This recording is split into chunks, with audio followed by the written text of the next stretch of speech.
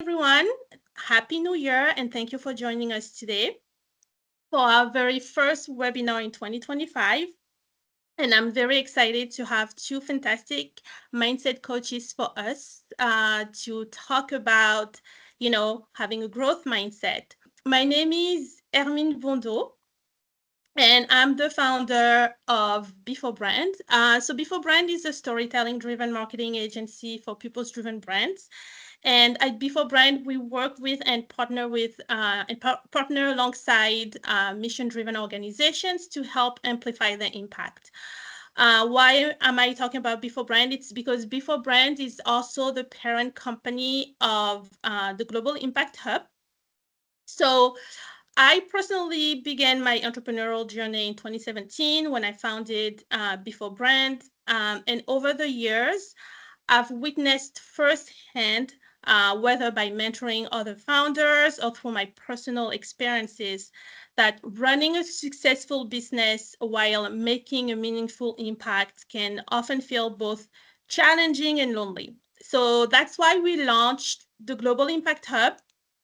So the Global Impact Hub is an online platform designed to connect change makers, share diverse perspectives, and provide the marketing tools they need to thrive. Our mission also focuses on amplifying underrepresented voices. So, for example, for Black History Month, we're going to feature a very inspiring Black woman founder. So, stay tuned.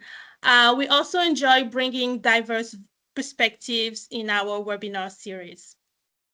So the Global Impact Hub actively advances 3 of the 17 UN Sustainable Development Goals: quality education, gender equality, and decent work and economic growth. Now we're going to talk about today's session. So I actually knew Myriam, so she's one of the coach today. So I knew Myriam from our local network here in Toronto, since we both francophones, and the francophone community here in the GTA is a pretty small, tight community. But we really connected in November last year. And then she started talking about what she's been up to regarding her business. And that's when I thought, oh my God, this is a fantastic opportunity to schedule a webinar and just hit the reset button by starting off 2025 with the right mindset to thrive. So that's how the idea of this webinar, Mindset for Impact, kind of came to life. And also, I personally believe that this topic is very relevant to change makers and social entrepreneurs.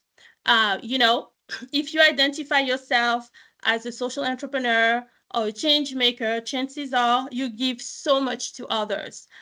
You give to your community, your work, your mission, and sometimes it happens.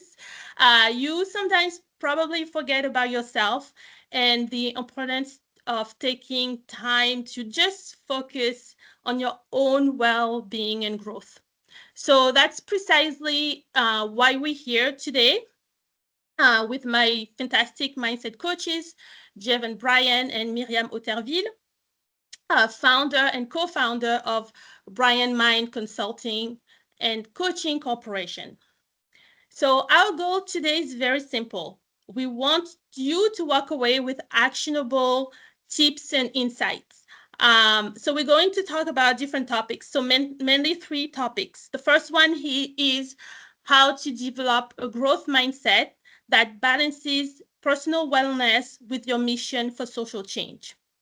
We're also going to talk about strategies for thriving as a change maker, including self-understanding and resilience techniques to keep your passion alive.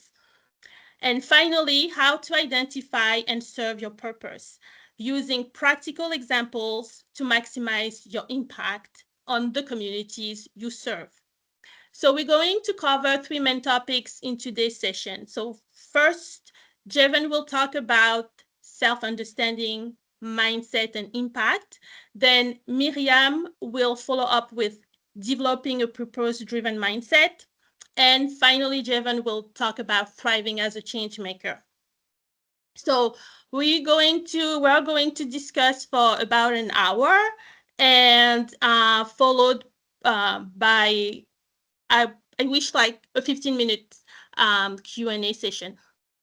So before we dive into it, uh, I want you to meet Jevon and Myriam. So I'm going to ask them to introduce themselves, starting with Jevon. Thank you. Firstly, I just want to say thank you for all that joining. Thank you guys for gifting us your time.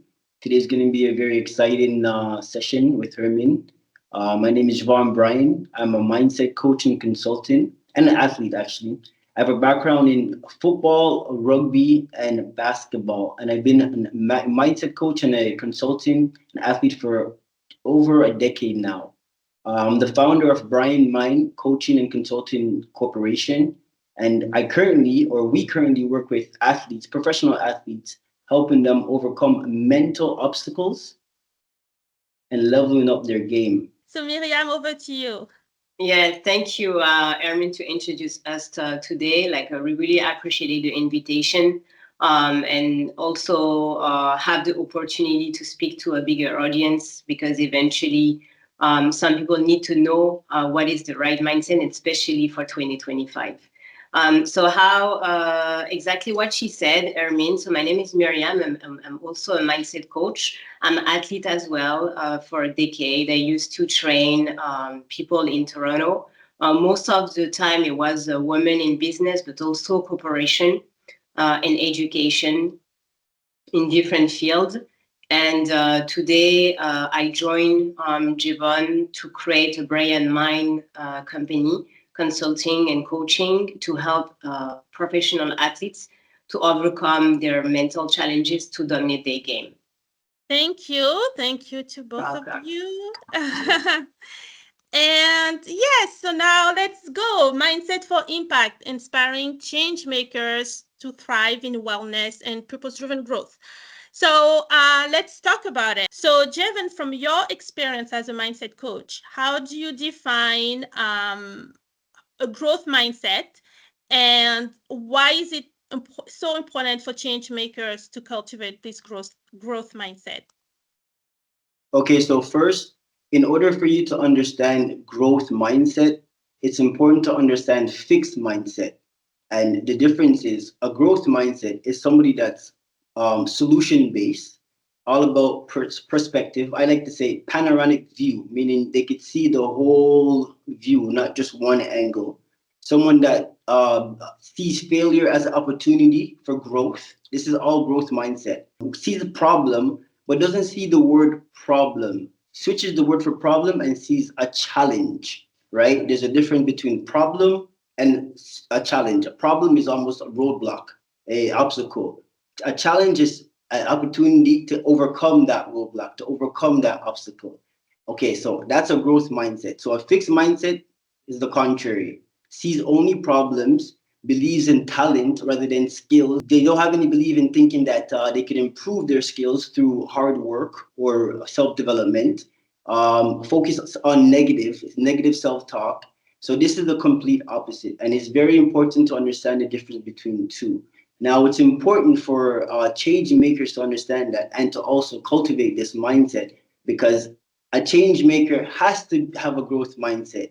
You cannot want change or have a vision of change in the world, in society, or in the community, and not be willing to have an open mind, a solution based, because a change maker is solving problems, or I should say challenges within the community. So you need to have a growth mindset. So your mind to be open. You need to have perspectives. So when you see something like this, you need to look from 360 all the way around. And this is very important to cultivate because when you cultivate this type of mindset, you're able to make significant change within the community as a whole, but firstly within yourself, because change starts within you, internally before externally. So, can you share a story or maybe a case where a client transformed their approach by shifting their fixed mindset to growth mindset? And also, what impact did that have on their purpose driven work? Yes. So actually, I'm going to share a case with Myriam, my co-founder here. She was one of my first clients when we started the business, and she actually was with me for 2 years before she started to see a significant change. Oh, So wow. when I first met her, we have to understand we've been programmed. I met her for I don't even know how old we were. Just for example, I don't want to give. I know ladies don't like to give out their age. So let's just, for example, I met her at 21. 21. Okay. At Okay. 21, you have been programmed, meaning that you've developed a way of thinking. You've learned so many different things from 21 to zero, or I should say 0 to 21. So you have a way of thinking already. Some of us have a fixed mindset. Why? Is because of the things that we've learned and we just go with it. We just think, okay, that's the right way. There's no other way. So this is, I'm fixed on this in order to get to where I gotta go. Now, this is how I met her. She struggled with two problems here, or I should say two challenges, forgive me. She had focus and unbalance. She didn't know how to balance her personal life with her professional life, and then she was not able to focus. So I said this one thing to her, what Denzel says, Denzel Washington. Just because you're doing a lot more, it doesn't mean that you're getting a lot done. So Mm. don't mistake movement for progress. So I told her that. First thing we had to do was she needed to understand her patterns. So she needed to understand and she needed to see for herself that she was also fixated on a certain way to work and to see that it wasn't effective. It wasn't getting her anywhere. So, for example, she would have 10 tasks just written down. She wants to complete it. She's so determined to complete it. Remember, she's a prior athlete, so she has that mind. However, she wasn't able to complete 10 tasks consistently, and this was affecting her progress, which went into her personal life because she was spending more times in her professional life and then became unbalanced in her personal life. So when she realized that, okay, this is not working, I'm just running around in circles and I'm not really getting anywhere, I told her she now needs to, instead of doing 10 tasks, reduce it to about three. Because after self evaluation, you see consistently for at least 7 days, you're able to do an average between 3 to 5 things. So let's reduce it to about three tasks. When she did that, she started to realize that she did all the tasks. And it was funny because she had so much time left, she didn't know what to do with herself. So this is how I said, now the time that you have, this is how it translates into your personal life. Because professionally, you set your goals, you're able to focus on those three tasks. Now it's done. Now, the same focus, bring it into your personal life. What are things that you're lacking or you're not giving too much attention to? And now she started to focus that extra time in her personal life, which created more of a work, professional, personal life balance. So that's, he was my first example of my first client. Jevon, so how do you suggest people actually reconcile the tension between wanting to make a significant impact and feeling, overwhelmed by the scale of the change needed? Wanting to make a significant impact. For me, I like to break down everything. What does that mean to you? A significant impact is not the same for you or as it is for me, as it is for Miriam, as it is for Jonathan, as it is. So you need to first define your significant impact. What does that look like? Maybe a significant impact is eating less sugar. That's a significant impact in your life. Because at Brian Mind, we teach people and all our clients that everything starts within here. So as I said, change and change making, it begins on the internal before you see it on the external. So you need to define what does that mean to you. Once you have your definition, now you need a direction. So you need a goal. You need to set some goals. So think about it now. You have your GPS plugged in. You're going to an unknown destination. You've never been there before.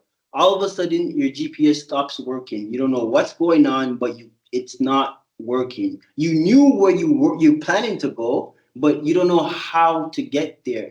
So now look at the GPS as the steps. The overall goal is the destination. So that's your goal, the destination. But how do you reach your goal? So now you need to have steps. So you define your significant impact. And then you have your steps on how you're going to reach this impact. And it could be as small as I said, eating less sugar. It doesn't have to be a grandeur, right? It could just, we need to stop thinking that everything is big, because first we have to understand everything that you see today that is big, it started off small. Yeah, so baby steps. Everything is baby step. I call it the 1% rule. You have to be better than you were today than you were yesterday. And that's 1%. And every day you do something towards that goal. If it's just one significant change, eventually you're going to be at 100%. Rather than you going full fledged and you're not consistent, you go 100% today. By Wednesday, you go 50%. And then by Thursday, you're at 70 again. And then you go back to 60. It's not consistent, right? It's now 1%, baby step. Eat everything like a small baby, just baby bites. So now, Miriam, let's talk. Let's talk developing a purpose-driven mindset. So what exercises or strategies do you use to help people discover and explore who they are at the core? I would say, like, this question, to be honest with my client, it's really depend about you, because every exercise and strategies don't fit with everybody. Every human being work in different ways. Some people love to write, some people love to go for a walk, some people need to train. So everybody are different. So the first question I will ask to the person is, what is work for you? What do you like to do? I will never force an exercise or strategy for someone who don't like to do, because for me it make no sense, and eventually you won't do it inconsistently. And we work here for discipline and consistently. So when I ask this question, some people don't even know. So the thing is to try something you never did before. You need to try as much as possible to know exactly where you would like to go and what you like to do. I can give you an example. I used to don't like to run. This is not my way to explore myself and to discover me, who I am. So I love to stretch. Stretching, I can do stretching daily, consistently every day, because I know this is my strategy to make it happen, and also to be more creative with myself and to take the time with me. So to give you an exercise, I can give you plenty of exercise and strategy, but it depends really about you, what you would like to do. So it's like do what you love consistently. And Yes, also you said do as much, like try different things to learn what you love. Because like sometimes we don't exactly. even know what we love. So Exactly, yes. Because most of the time, we just, like how Jevon said, we are like on automatic pilot. So we repeat something because we learn, or because we see a YouTube videos, or because we heard about it, but we never really explore what we like to know if it works with us or not. As soon you try, then there we go. You say, okay, I like to do this, so I will continue to do that and work with it. would you say you should change? Like, let's say for 3 months I do this, and then I will switch to something else 3 months later. Or like, would you So advise to change sometimes? well, I would say that first of all, when you try something, you cannot switch the next day, because it makes no sense. You don't have the time to explore and to see if you really like it. So if I give you an example for running, try to do it for 1 week. For 1 week, you wake up, then you start to jog, let's say for 15, 20 minutes, and you start to self reflect about you, how I feel today. I will really like to do this. Is it really help me mentally, physically, how I feel? If you feel awkward, you don't really like it, then you come, you're like, oh my gosh, I'm so sweat, I don't like the feeling and everything. Then eventually I will say, you know what? Okay, you try something, you see it don't work with you. Let's try now to wake up in the morning and start to write how you feel. Just explore that, just write without having goals or to think too much, but just write. And then the person will say, okay, you know what, I love this and I love so much. Okay, so now this is what you will do in a healthy habit to start your day, to write how you feel. Then after, when you start something, eventually then you apply in your own life. So, how does understanding your purpose help to set and achieve impactful goals? And also, the follow up question, I guess, will be what steps can someone take to begin defining that purpose? Yes. So first of all, I would say for understanding for everybody, we need to know what is your purpose. It's not everybody know when they work or while they're driving. Every in your daily life, you're doing something. Sometimes you're just doing because you have to pay your bills and because you know this is a daily life and this is not something really passionate about. So the purpose, when you know you feel right with yourself, you're every day, you're exciting, and you're like, okay, today I will meet my client and I will explain exactly what we have to do. And then you don't see the time just going. You know you follow your purpose. A purpose go only when you have a sense of direction. If you're just moving, it's almost like a walking blind. And I'm asking, where are we going? And you're telling me, I don't know my destination. Then here they have a question mark. And we need to think about it to say, you know what? You're actually walking, but you don't even know where you're going. And I'm not too sure you're going in the right direction. So let's go back and see exactly what you like, what you would like to be, and who you would like to become. And then when you know that, then now we have a sense of direction. When you know, after you know the direction you would like to go, then we need to break it down the steps. And that was your next question. The steps it Mhm. will be to have a clear vision. That's step one. When you know the clear vision, it's like the overview about what is your dream, where you would like to go. Then, when you have this big picture, now you break it down to go to different steps about goal setting. When you go to goal setting with your vision means I would like to be the best performer in a stage. Okay, now you know to do this you need to take some class. You know you need to learn how to speak in public. You need to maybe see a different professional to help you with your voice. If you want to be a singer, you need to break it down. And then from that, when you know your different goals, then now we goes to, okay, you know, you need to create a routine. This routine, what routine means? Mean every day you will do what you don't like to do, but you have to do it because this is your purpose. So every day, just take 1 hour to go to your class. When you go to your class, even you don't like to do this, you have to do it because that's about discipline. Discipline is something we don't like to do, but we do. We do because we have to do it because we really want to make it happen. So when you break in those steps, then now you understand your purpose. And when you understand your purpose, every day you wake up with a smile to continue with your passion. Even you don't bring the income you want, even you don't have your dream client just right now when I'm speaking, but you're going to, you're on the road. So because you're on the road, then keep on going because eventually it will come. So let me know if Yes, I understood everything because I was taking notes. So one is the vision. You need yes, the vision.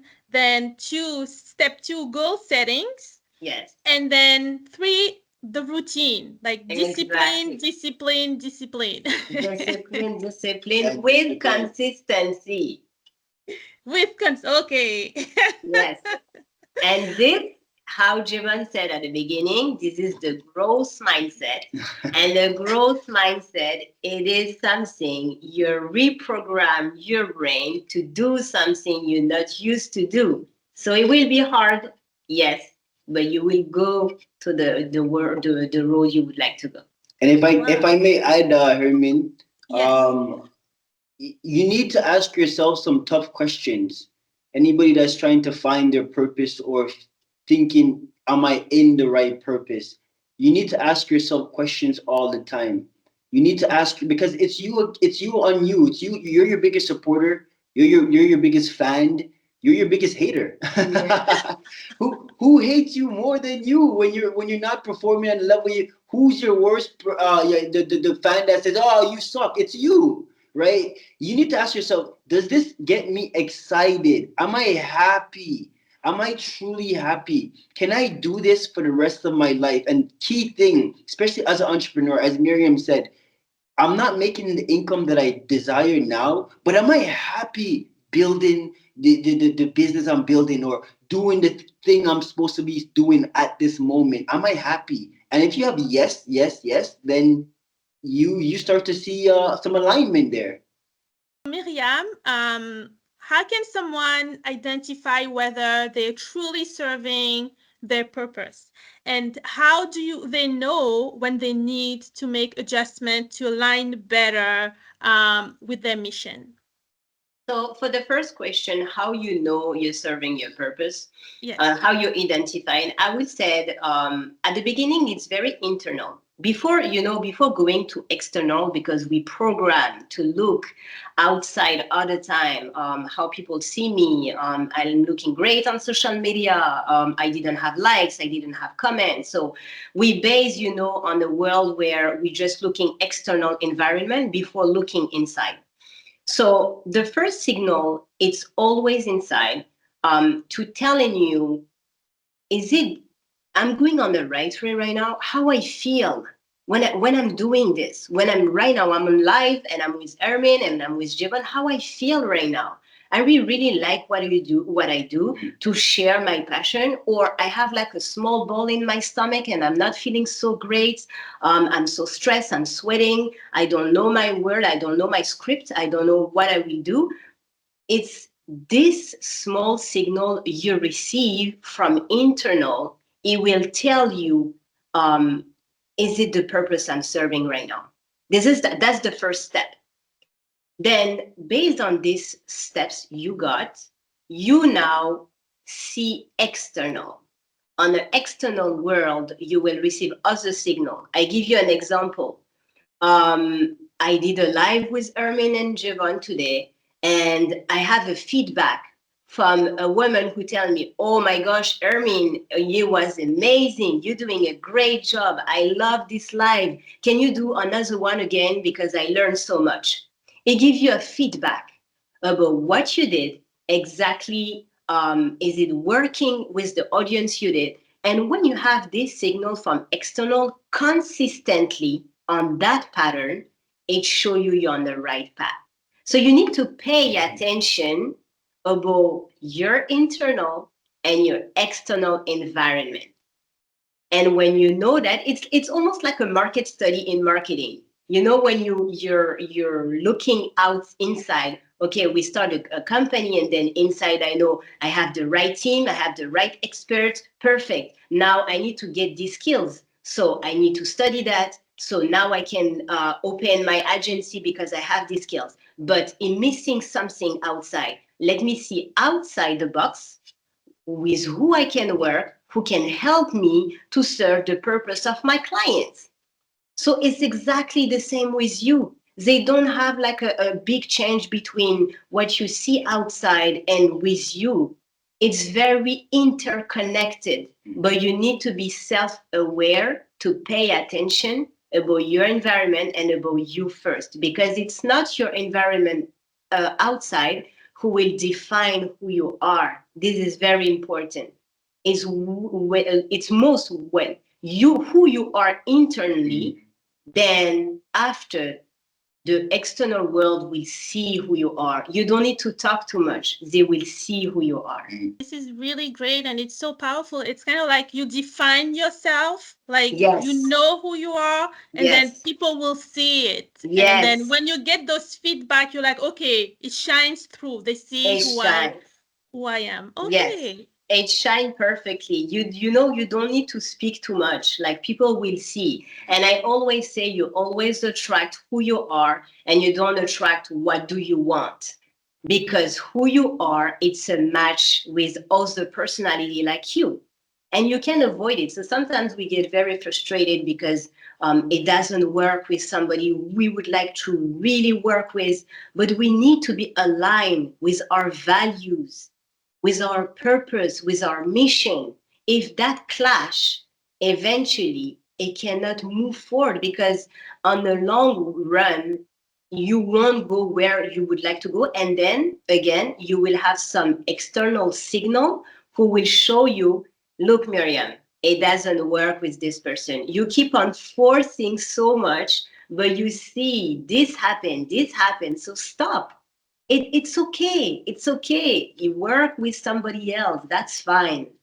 And I think it works so well also, like, in terms of collaboration, like when Yes. you work with others. Yeah. And for me personally, what really worked a lot is working with people we have shared values. Same There's an values. Yes. alignment in the Yeah. values Yes. instead of, yeah, no. Yeah.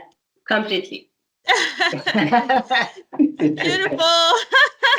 Beautiful. Now, Miriam, can you Yes. discuss the role of, like Jevon talked about, growth mindset? So Yes. now, can you discuss the role of growth mindset in determining who you serve and how to create a meaningful impact in their lives or their communities? So exactly how he said about growth mindset, growth mindset is somebody who are very open to learn something new, who don't take criticism very personally, but to always like a self reflect about yourself and ask the right question to say, oh, I see, it's a pattern of me.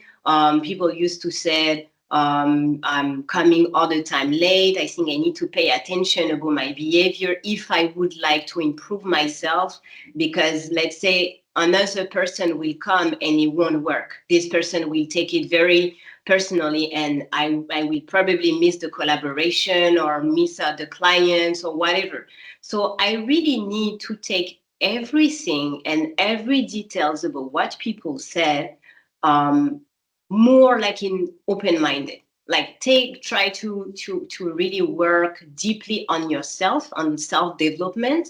No judgment, don't and we're not here to judge. We're more here to have a self-understanding and to have a deep listening to make sure I'm improving every day. Because again, we're not on the running here. Like life is almost like a turtle. You're going step by step, slowly but surely. That's the most important thing.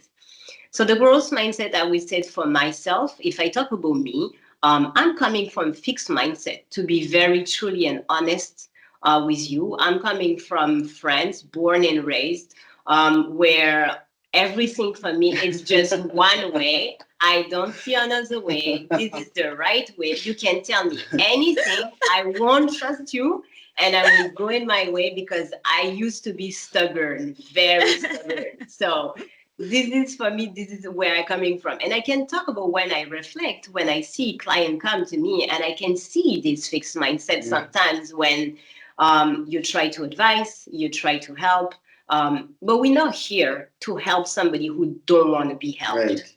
Okay, just start here. We only help clients who seek to themselves, to would like to improve, and make sure they growing every day, because at the end of the day, those people will change other people. When you do your job, and especially us as a change maker, when we change somebody else, the goal is to not to trap and keep the client, is to self-empower the client, educate him, liberate him, heal him, and then self-empower him so he can do for another person. So with the professional athlete we have, because this is most of the target we are focused on, when they come to us, we ask first, are you coachable? Are you coachable? This is I need to do my checklist, my checklist. Because is it me, Myriam? I would like to work with you. You know what I'm saying? It has to be win-win. You would like to work with me because you're actually looking for help. But what about me? Is it me you will add energy to me, or you remove energy to me? So when I know that and you telling me, okay, I'm coachable. Okay, the next question is, to change and to go to growth mindset, it will request discipline, consistency, effort, and sacrifice. Are you willing to make those type of criteria to make it happen. Because at the end of the day, we don't change you. You change yourself. We're here to support you on your journey and to give you the right strategies and tools to make it happen. But it's a long journey. They have no quick fix. It's a long journey. It will take time. But I can tell you, and with confidence, you will change. But you need to make this happen. So when they know this and they come with this growth mindset now how they serve their purpose, they will impact their community more at ease because now you will impact people. You will influence people without wanting to do. That's mean people come at you and ask for advice. They will ask you, can you help me? I would like to do that with you. Can you do another more? You don't even do because your main goal here is to help others to grow. And that's why Changemaker, their goal is to impact their community, to help them to see in 360 view, how Jevon said, in panoramic view, not in one angle. But I will say, you know what? I see you going on the right way. Do you want to try on the left way? Are you open for that? Yeah. Okay, yes, I open. Okay. But I'm telling you, I don't tell you it will be easy. I'm just telling you just try. And then when you come back to me and you say, you know what? I love the left side. Perfect. Now, step one, you open your mind a little bit. Now you open your mind. Okay, now open other people's mind. And when you start to doing that, there we go. You impact your community.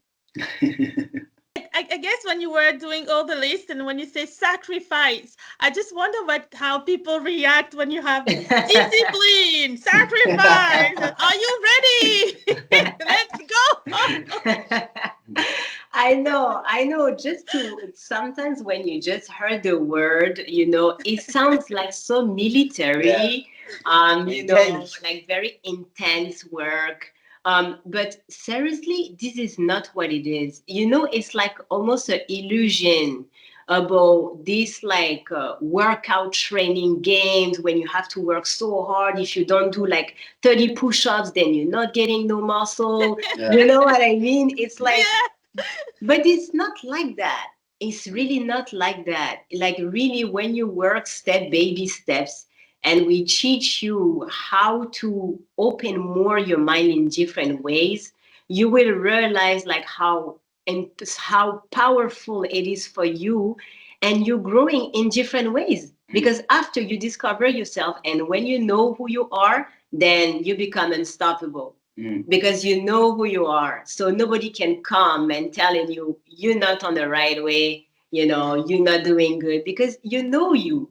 So they have nothing to really like take it personally. It's all about authenticity. If you're more authentic with yourself and very transparent, then eventually you will serve people and you will serve the right target. So just pay attention about that. Just be self-aware about what's going on around you. And inside of you. Yeah. Yeah. And I also love the way you said, because like it's like you guys are your clients' biggest cheerleaders. Like you're like supporting them, and and then yeah, they are the ones who will make this happen really themselves, and you're their biggest cheerleaders. Of course. Yeah.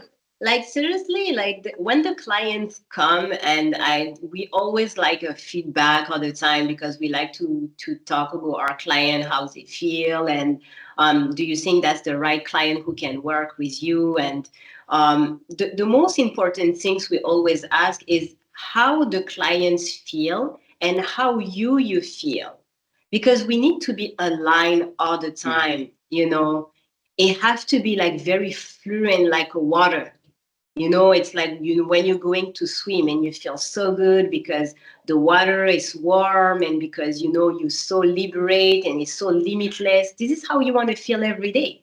You don't want to like feel like, oh my gosh, I'm going to see my mindset coach, it's so hard, and you don't want to feel like that. So just take it easy. if I can add to, I like the way you're talking about this, but it's true. Many clients, we do find them. I don't want to say broken, but I want to say almost lost, just because they don't. It's obstacles. They're stuck behind an obstacle that they don't know how to. They don't have the resources. They don't have the tools, the strategies to come over it. But when we're finished with them, they know how to just break through that, because it's not us doing the work. It's them taking what we've given them, which is the tools and strategy, and them finding that power inside for them to control their life. Because what I say, what Miriam says, what Brian Mine says, you are the expert of your life. Not me, not Miriam, not you, her. You are your expert of your life. I'm the expert of my life. She's the expert of her life. I'm just like a hammer. She's like a screwdriver, right? We're the tools to help you improve that life that you have there, or give you the life that you want.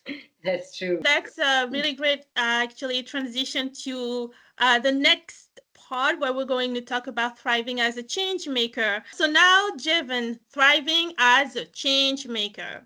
So, as a mindset coach, what are some of the most effective self care and resilience strategies you've recommended to clients to help them thrive while working towards change? Okay, so good question, Herman. Self care. Clients need to know when I first work with them what self care is. And if you've seen how I've been answering your questions, we might take these words very they're semantics, but we take them as if everybody should understand them. But not everybody understand what these words mean. So I need to break down what self care means to a client, what it looks like, and what it feels like, for me to also help them implement that in their daily life and show them how important it is. So self care for me, it's all about creating time. I call it me time, your time, me time. You rest, you refocused, and you reset. So let me use an example. Just like an iPhone, your iPhone or a Samsung or any type of phone, you could use this phone for maybe 24 hours without charging it, maybe 48 hours if you have a good battery without charging it. Yes? But just like a phone, eventually you will need to charge the phone, or else the phone is going to just die. Now, we aren't exactly like that, where we're going to just die, but we will lose our energy. We will lose momentum. We will stop progressing how we would like, because why? We're mentally fatigued, or physically fatigued, which means that we have to create the time for self-care, to take care of ourselves.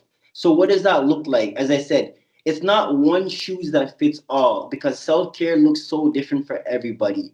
um, Self-care for me could be going out for a walk, writing, talking with my friend or family. That's what self care can look like for me, because why? It helps me. But the most important part of self care is also doing it with intention and purpose. So, meaning I've been working all day, I'm now creating 1 hour or 2 hours out of my time with intention. So, I'm intentionally creating an hour or two for just relaxing on the couch and just critically thinking about everything. Nothing else. I'm not doing nothing. I'm just letting my thoughts flow through as I'm relaxing. So me purposely doing that is with intention, is now me taking that little rest, just like you plug your phone into charge. That's me getting my rest, my refocused, and now I'm resetting to continue on my momentum. So the first thing you need to understand is creating the me time. You need the time to create, but not only creating the time, doing it with purpose and intention. So rather than you just saying, "Oh wow, what a long day! I'm just gonna continue on my life and do," there's no purpose. You need to be present in these moments. Being present is very key. Okay, okay, I got a long day. Okay, let's see here. I'm gonna take 1 hour. I'm just gonna put my feet in some nice warm water and just relax. That's intention. That's you're creating that time for you. And if your days are very busy, you could have self check-ins throughout the day. That's also a part of self-care. So you work a 9 to 5 job. Throughout the day, maybe the first hour in the morning, ask yourself, how am I feeling right now? Am I? Do I feel tired? Do I feel what's happening? What's happening in my mind? What am I thinking about? What are my thoughts like? Am I in a self check in periodically throughout the day, because that's a form of self care. And if you're not feeling good, don't feel guilty to create that time with purpose to refocus, to rest, refocus, and reset again. So, me time with intention and purpose. Yes. That's what I'm going to remember. Me time with intention and purpose. Yes, me time, intention, and focus, and purpose. Yes. That's great. And you're so right. Like my me time is different from someone else's me time. True. You were talking about walking. For me, it's maybe sleeping or taking a bath. You're telling me that. Yeah, yeah. uh, Completely. But so it's different. Yeah, it looks different. yeah. So how do you work with people to help them create self-discipline between pursuing the mission and prioritizing personal well-being? Okay, it's just like this is a good transition into the this question from the last question. So it's Yes. just like I said with self care, it's doing it with purpose. So first, again, what is self discipline for you? We got to define everything. If we don't know what we are doing or what it means, then we're not gonna put the effort into doing it, because we just do, oh yeah, it's I heard this before, let me just do it like this, right? What does self discipline look like? As soon as we hear the word discipline or self discipline, we think, as Miriam says, gym, I gotta, you see some Nike commercial or Adidas commercial, that's what we think of right away as discipline, right? Most of us, that's what we think about. And me, I used to think I gotta get up and get going, 5 o'clock in the morning, whoo, discipline. But it's really, we gotta simplify everything. The world has become too complicated, where we complicate the most simplest things. Self discipline is the closest thing to self love. So, again, do you love yourself? Yep. I'm sure everybody's gonna say yes. I love myself. So every day I wake up in the morning, I brush my teeth, I make sure my breath doesn't smell. I take a shower, I eat something. This is demonstrating love to myself. But wouldn't you not say that this is also a form of discipline? I have to get up in the morning. I have to brush my teeth. These are things that we might think that we have to do it. Some people don't get up in the morning and brush their teeth and shower. Some people say they don't have the time for that. But True. discipline is as simple as But that. that's true. When we could simplify these things, like get up in the morning and spread in your bed, because you're getting up, you want to spread your bed, everything looks neat, you sweep your floors, whatever. These are small little tasks that you could do that are discipline. So once we understand what that looks like in our life, and we understand that discipline is a form of love for us, it just means that we're gonna do, or we're gonna be more willing to do the things that we don't really like to do, but we're gonna do it because we know it's a form of love that we're giving ourselves, and it's gonna help us reach our goals that we set, right? And that's self discipline. Self discipline, consistency. Yeah. I think I've never thought about it. Like self-discipline is self-love. But then Mhm. when you start thinking that way, it just changes Shift. everything. It's And you exactly, and that, see, you have a growth mindset. That's growth It shift. mindset, because you're able to switch your perspective. And I yeah, think that's why a lot of us have a hard time achieving self discipline, consistency, a growth mindset, all these things, because when we hear it, nobody really defines what that means. But not only what it means, but what it means to you. You Mhm. know, what does self discipline mean to you? Maybe self discipline isn't getting up at 5 o'clock in the morning. Just because you don't get up at 5 o'clock in the morning doesn't mean that you're disciplined. No, that's fine. Yeah. Maybe you have your own set of ways that you want to be disciplined in order to reach your goal. Maybe it's working for 4 hours straight consistently for 5 days a week, and that's self discipline. You know what I mean? And trans you sweeping the floor and saying, or folding the laundry after you know that's one thing, folding the laundry after the laundry is finished. I know many people do not like to do that. I'll just put it on the bed and I'll do it later. I'll do it. But this is also a form of discipline. And it's important for the audience to know that the small things that you do in your life, the small little micro ways of you sharing, yeah, giving yourself self love or doing self discipline, they do transition into your professional life. For example, folding the laundry. Oh, I don't want to fold laundry. It's the same as you getting an email from a potential contract, and you're like, oh, I'll just respond to this later. You start to develop these habits. They transition over into your profession. You're laughing because you know it's true. Yeah, that's right. Oh, I'm like, are you talking to me? It's true. It's true, right? So these little small little micro habits, I would call them unhealthy habits. They transfer over into your professional life. We don't know Yes, because we're not conscious. It's yes. subconscious things that we're doing, and eventually, when we become mindful and self-aware, as Miriam emphasized in her question, then we start to catch our patterns of thinking and our behaviors. That's when we now start to change them, unlearn and relearn. Going to my next question now. What mindset shifts can help change makers embrace self care as an essential component of the impact, rather than feeling guilty about it? Changing the way that we see what self-care, what does that look like? Changing the way we see it. Just as Herman, you didn't know what this self-discipline looked like, and when I told you, it looks like it just looks like you're loving yourself, Yeah. right? It's the same thing. For example, this is like a real life example. I'm actually currently struggling. I have a challenge. I have a challenge to relax for too long. And it's, I think, I don't know, maybe some childhood traumas I'm still dealing with. I don't know. But I realize that when I'm relaxing for too long, I feel uncomfortable. I feel as if I'm not doing enough. And this is my negative self talk. And I almost have to say, hey, can I just relax? Sometimes you have to talk to yourself like, hey, relax, right? Just to remind myself like it's okay, right? So again, it's me understanding that okay, this time goes back to self-care. This time I'm creating is for me. I shouldn't feel guilty about participating in wellness.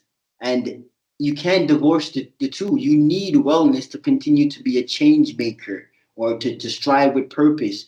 You need to rest. The human was never designed like a robot. So it's looked like it's almost frowned upon when you talk about wellness and progressing, but it's a misconception. And again, we need to shift our perspective about feeling guilty when we want to participate in wellness. No, that's not. You need it, right? You need it. That's the only way to become a change maker, to create change.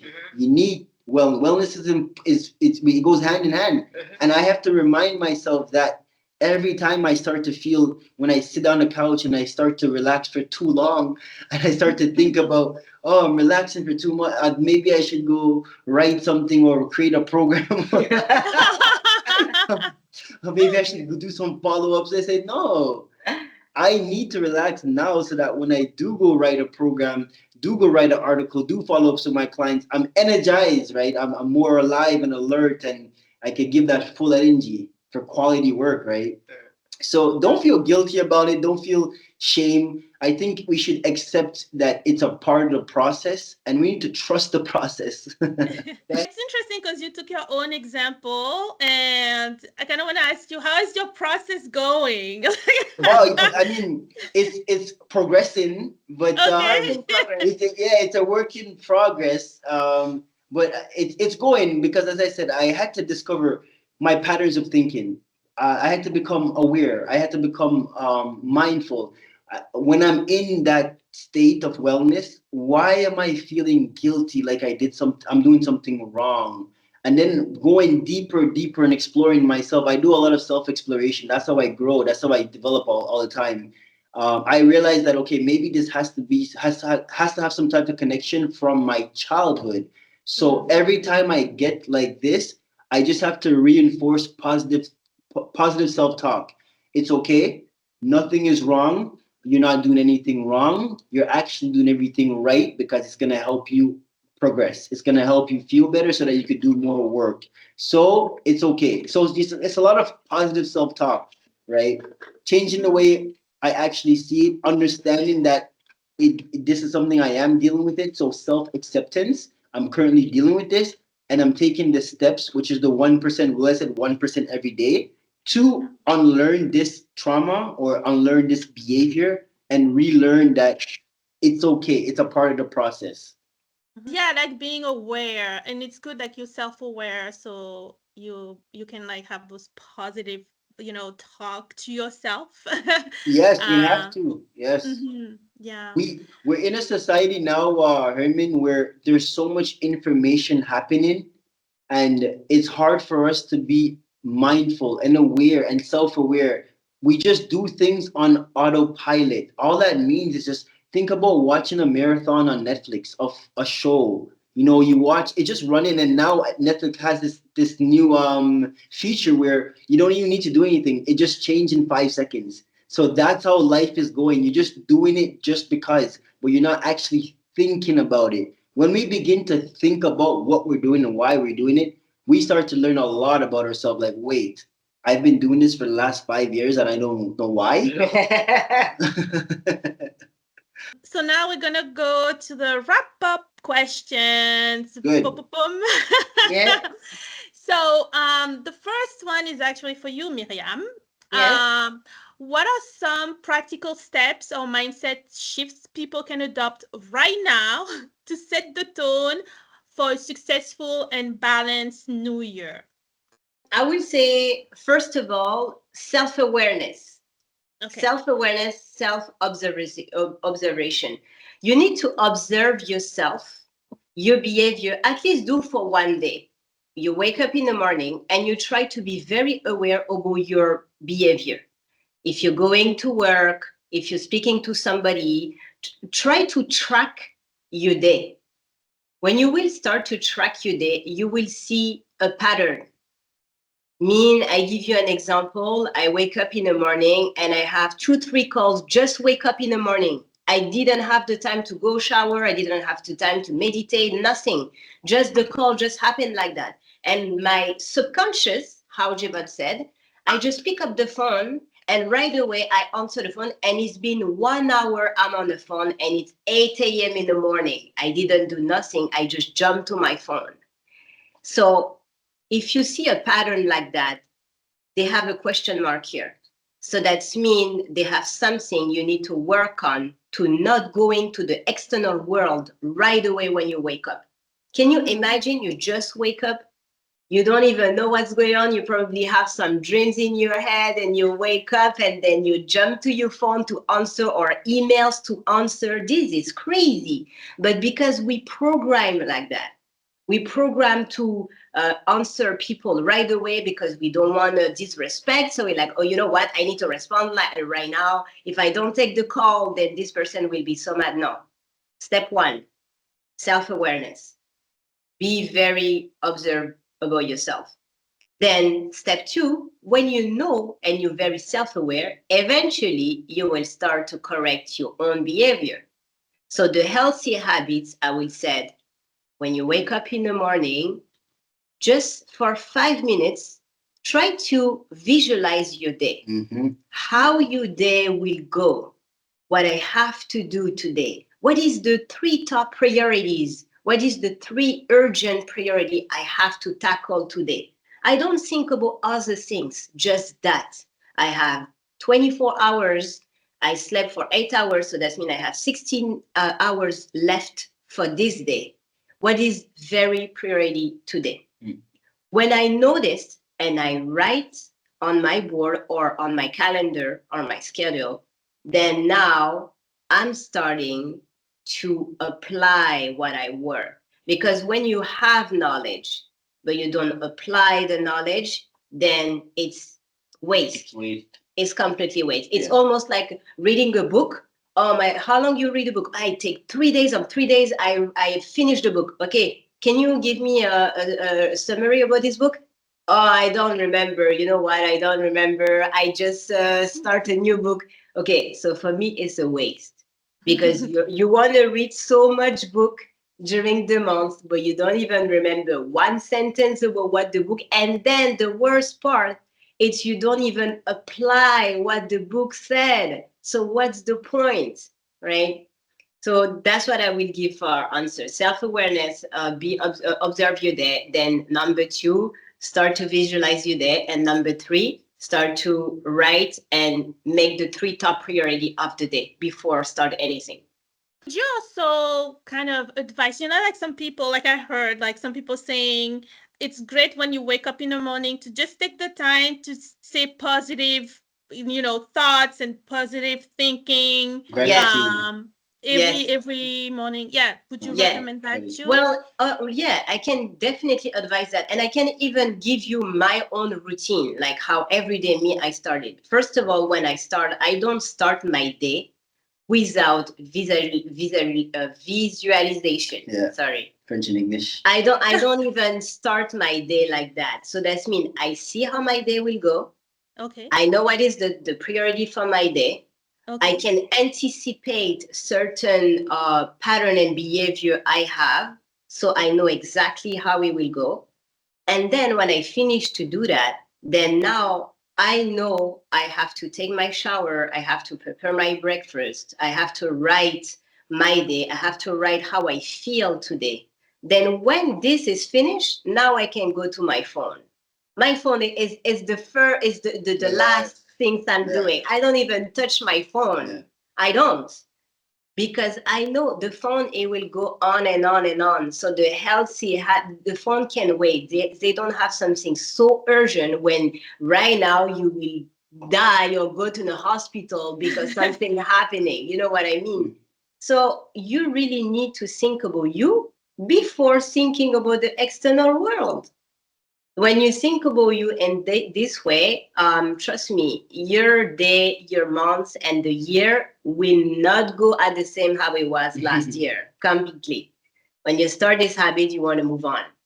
Yeah, I have a problem with my phone. I know. So I want to try to apply. I was even Yeah. like, oh, I'm gonna put my phone like in another room, not even sleep next to my Yes. phone because I always want to. Yes. Anyway, because Yes. oh, But anyway. Hermine, you did the hardest thing. The hardest thing is actually admitting it. So denial. You said I have a problem. So it's easy after. So that's the hardest part, huh? Yeah. You Okay, self-aware. great. Yeah, yeah. That's a win. That's a success. Thanks. That's the Small, first step. small Yes. steps, small steps, small steps. Okay, yes, I will. I have another question for you. Yes. So, could you share an inspiring case study or example of someone who embodies the balance between wellness and impact? And the follow-up question will be, what lessons can the audience learn from their journey? Well, first of all, I can talk about the client I have. And actually, she was a woman in business. She Okay. actually, she still. So when I met her, she has a really unbalance between personal and professional life. So she's doing everything for. She has a hair salon. So she doing that like consistently every day. She has kids and don't even have the time to spend sometimes with her kids, don't have sometimes to take her breakfast, even eat. She skip. She don't have a discipline to eat sometimes at the same time. Eventually, I know sometimes it's very hard, but she used to eat like front on her laptop or when she's on her salon. It was like very unbalanced. So the first things with her, it was to let her be very aware about her behavior and to give her a routine she can apply to see if it works or not. Because remember how I said strategies and exercises don't work for everybody. So what she did, she used to work morning to evening, 9 to almost sometimes 10, 11 p.m. on her salon. And I said, you know what? You will start to have somebody who can do the shift in the morning, 9 a.m. to 12. And then you come in the salon after 12, and then you finish off and you close the salon. She started doing this routine. She's seeing how she can take care of herself first. Maybe not like don't touch the phone in the morning or whatever what I said like before, but at least during 9 a.m. to 12, she can have the time for her, but she can also bring her kids at school. This is something she used to never do. She always like working, and didn't have the time passed. When she used to complain, I don't have the time for me, I don't have the time to spend with my kids, I cannot see my kids growing. Eventually, because the routine, it was not there. You just need to know exactly how your life goes, be very aware, and then when you're aware, you just find some adjustment. And when you have this adjustment, you see what can work for you, what it can work, it cannot work. And then how after it's impacted, it's not impacted only on her life and on her kids' life, but it also impacted at work, because at work she start to have a staff who take care about the client. She has a staff who are happy to work only in the morning and not afternoon. So eventually it creates a whole dynamic on her life personally and professionally. And when you start to work like that, you realize how you have so much time to do other things. Life is not only business, life is not only professional, life is not only personal. You need to have a real balance between. Yeah. And especially women. I'm speaking more for women. We always put us down and after everything. But after we realize after a certain age, oh my gosh, my hair is not done. I'm start to gaining weight. I'm start to losing weight. I know I'm not working out. I want to be more fit. I want to travel more. Eventually, if you spend your whole day in your business, eventually you won't have the time. So you need to create the time. It's you who have to create the time. Last but not least, Jevon. Okay. So if someone wants to make 2025 the year of thriving in purpose, 2025, the year of thriving in purpose and wellness, where should they start, and what mindset should they embrace first?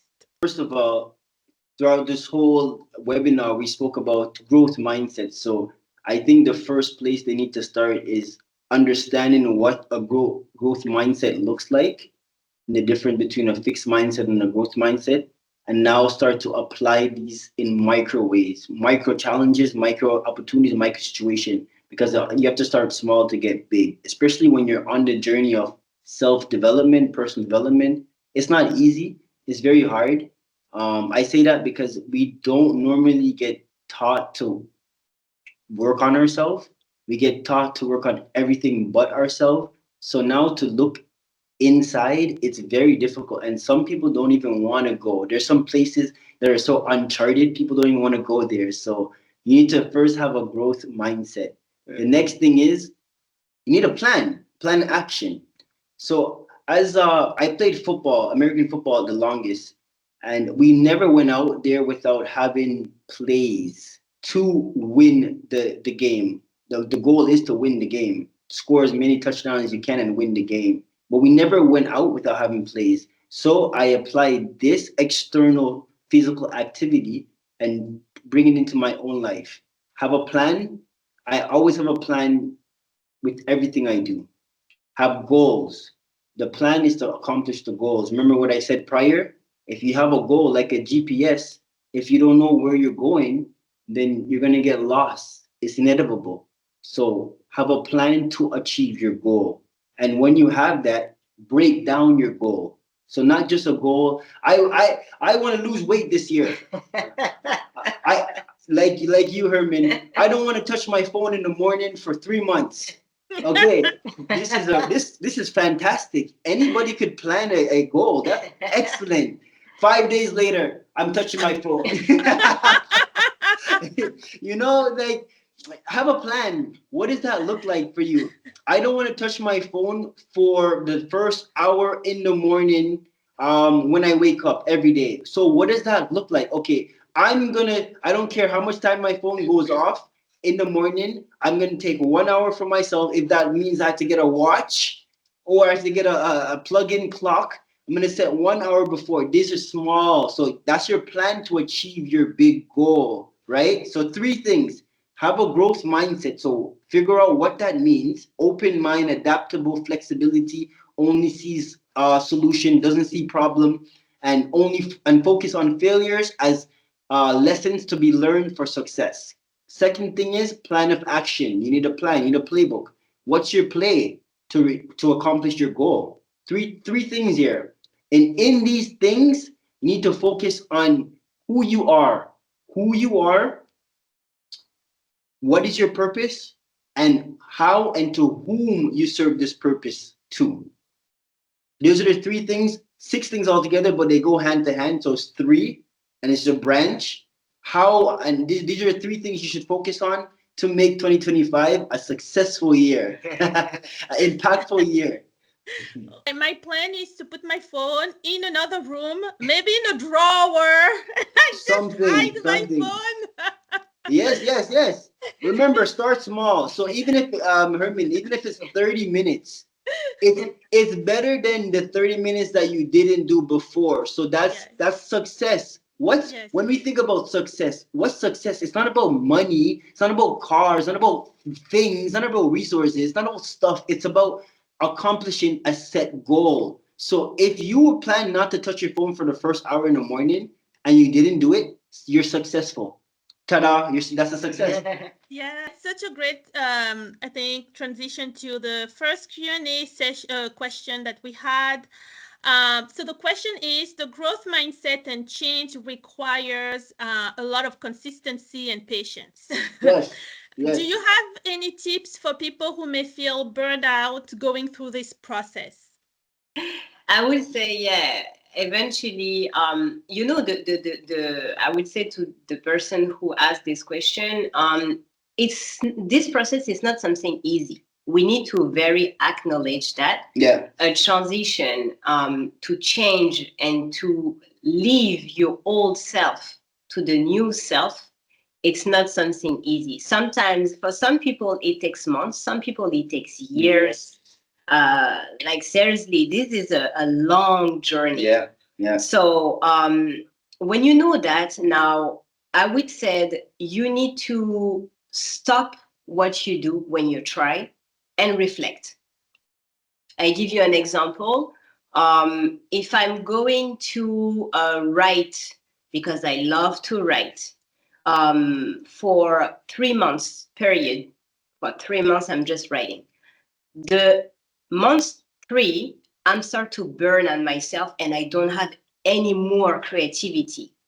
And you can avoid that because the brain it's not designed to burn yourself. Mm. The brain it needs breaks. It's the same when you work. When you work, you nobody can tell me they work in deep work for more than 4 hours straight. It's impossible. Mm. The brain cannot go like this. So that's mean if I'm a writer, I cannot write for more than 4 hours without going to my email, without going to my phone, speak to somebody. It's impossible. Or mentally just distracted. Mentally, you cannot keep it. You cannot keep on going. Mm-hmm. So, yes, to not burn yourself and to keep the discipline and the consistency, you need to have breaks.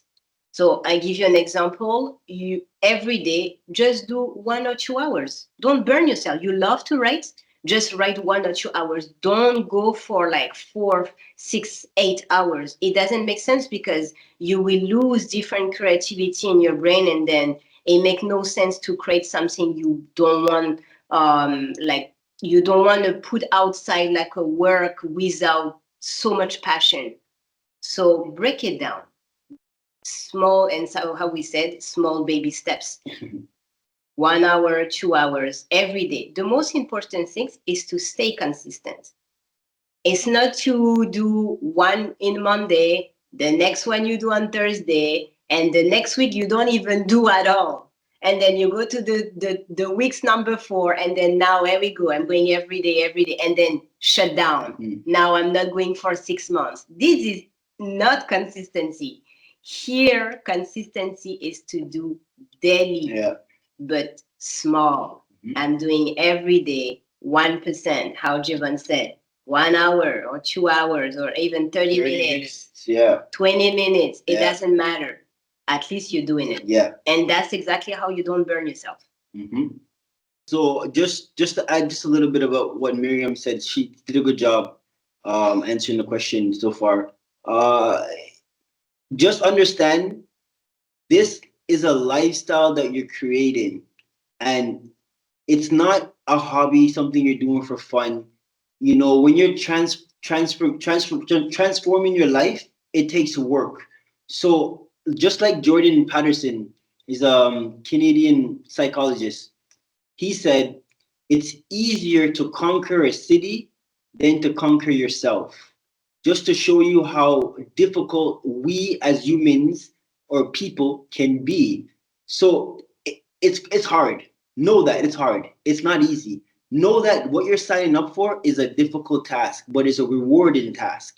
So being disciplined and consistent, it's not easy. So when you understand this, this is maybe going to give you a little bit of, okay, consistency, remember also, it doesn't look like what the media, what society makes it to be.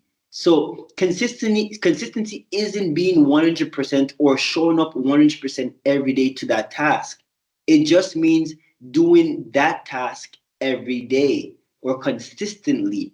So maybe one day you spend 3 hours on it, another day you spend 2 hours, another day you spend one, another day you spend three. But guess what? You're still consistent because you're consistently working on the task. Last thing, have fun. Don't make it serious. Transformation is a beautiful thing. It's a metamorphosis of life. It's like a butterfly. Think of a butterfly. Yeah. The butterfly is a caterpillar enjoying eating, getting fat for so long. And then it goes into a metaphor, a transition, transformation. It goes into a cocoon from the inside, right? It's having fun. It's hard work. Can you imagine wrapping yourself up in a cocoon and living in that thing for the next 14 days? I think it's about 2 weeks. That's not easy. But guess what? Look at the reward after. I can fly. Before I was just crawling around. Now I'm able to fly. It was a hard process, but the rewards are so beautiful. So have fun. Remember your why. Don't just do it just because. Remember, do everything with purpose and intention. Why am I doing this again? This shit is so hard. Oh, yes. I want to achieve this. And this is what it feels like. This is what discipline feels like. This is what consistency feels like. It's not pretty. It doesn't feel comfortable, but it's rewarding and it's going to be very good at the end. Yeah, in Thank fact, I you. just want to add something on what he said. Also about the consistency. At the beginning, when you're a beginner, don't put the pressure on yourself. Going with the consistent schedule at the same time, because I coming from that, and I'm telling you, this is something I used to struggle. Yeah. It's very hard. So if you're telling me, okay, you need to work on your writing for 1 hour, don't tell me to work 9 to 10 every day, because it will be so hard. You know what I mean? When I said doing 1 hour, that's mean pick 1 hour a day and yeah, do it. We will work after on that schedule, to go to 9 to 10. But for now, yeah, just do 1 hour a day. It's enough. This is how you start consistency. And then after that, you say, you know what? We see you more productive in the morning.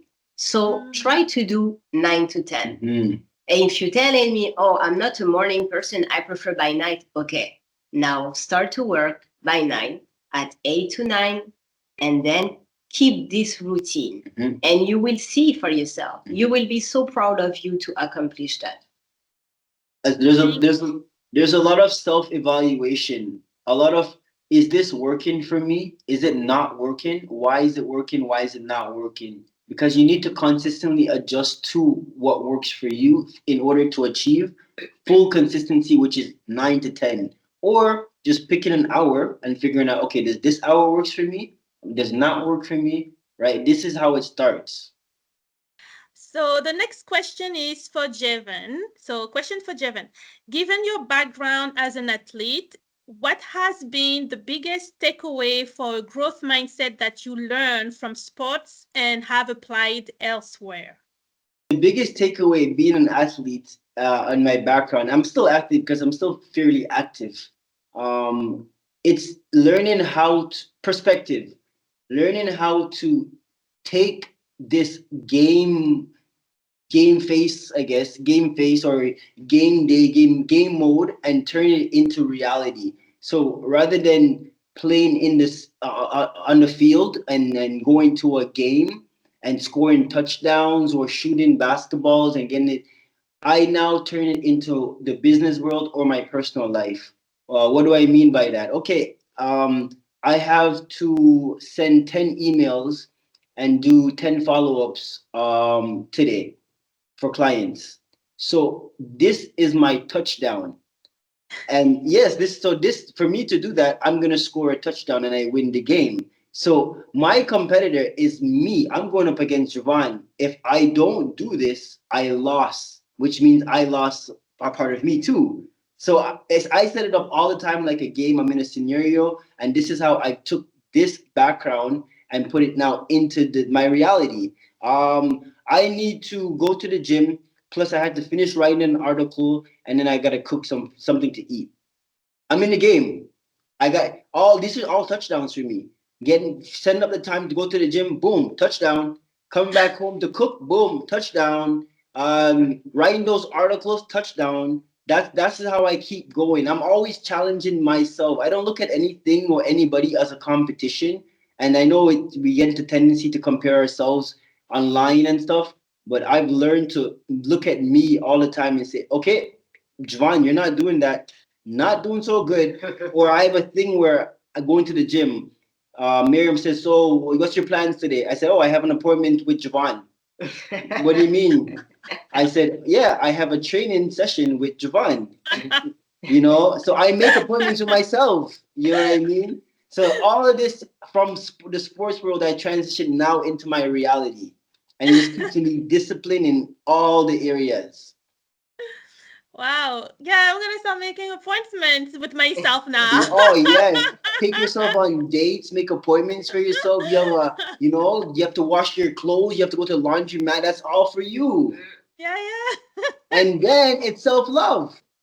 Exactly. The last question is, on your journey to change, you may face some difficult hurdles or failures. This Yes. can kill momentum or kill motivation completely and cause imposter syndrome. Do Mm. you have any tips for these type of situations? I have lots of tricks. Again, perspective.